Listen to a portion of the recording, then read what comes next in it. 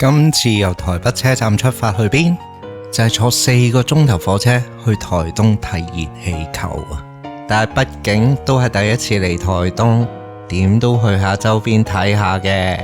但係台東啲交通就真係，所以我都係決定奉獻我嘅第一次啦。係咪呢度咧？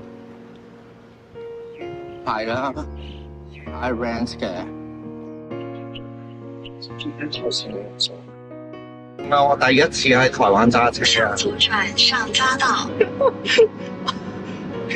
我咩轉水咩揸道？轉左轉咯。呢個叫左轉。係啊，上揸道定係咩啊？以前咪係咯。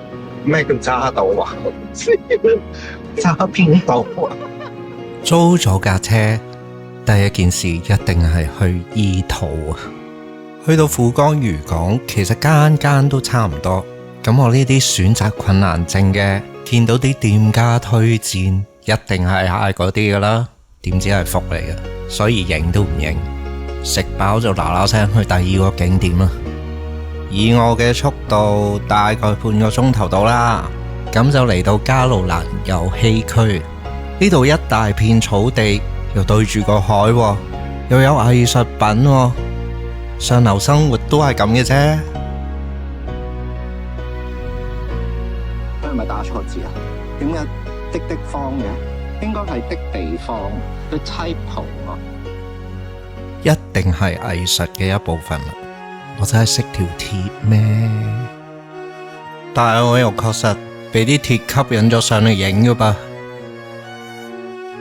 而你而家眼前嗰個呢，叫波浪方舟潮間交織啊，係一個日本嘅藝術家，俾呢度海洋文化同埋神話去啟發咗佢，用台灣嘅傳統材料同埋工法去完成呢件藝術品嘅。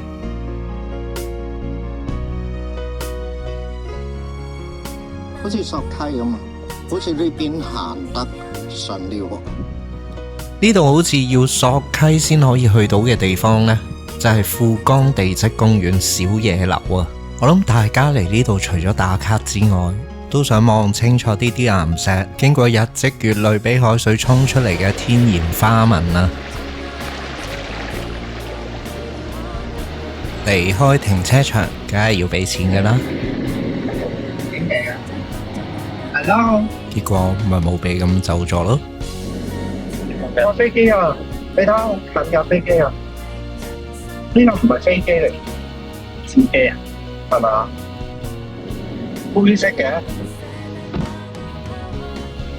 上門。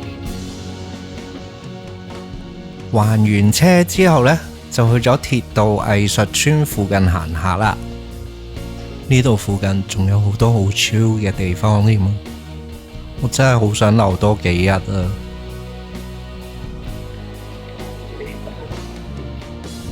好靚啊！呢度真係，啊呢個好得意啊！灰狼嚟㗎，佢有要買過，即係孭住上去咯。係喎，佢唔講聽日要孭上去，我都諗唔起，我等陣3點鐘就要起身啦。喺巴士瞓下醒下咁嘅天光，落車第一件事，梗係搵啲熱氣球嚟影下啦。但係佢哋同我嘅狀態都係一樣，撇下撇下喎，我都要人拉我起身啦。咦，Hello Kitty 好似準備起身咯喎。我愛過 Hello Kitty 貓，似乎沒有喎。其實中意 Hello Kitty 嘅係我生命中最重要2個女人啊。第一個就係我媽，第二個就係我阿姨啦。所以剪呢一集嘅時候揀背景音樂，我都係揀咗一首我曾經寫俾我媽做生日禮物嘅《寵愛》。呢首歌曾經喺網上面都好流行噶，仲俾人以為係泳兒嘅新歌添啊！係嘅。好，謝謝，拜拜，拜拜。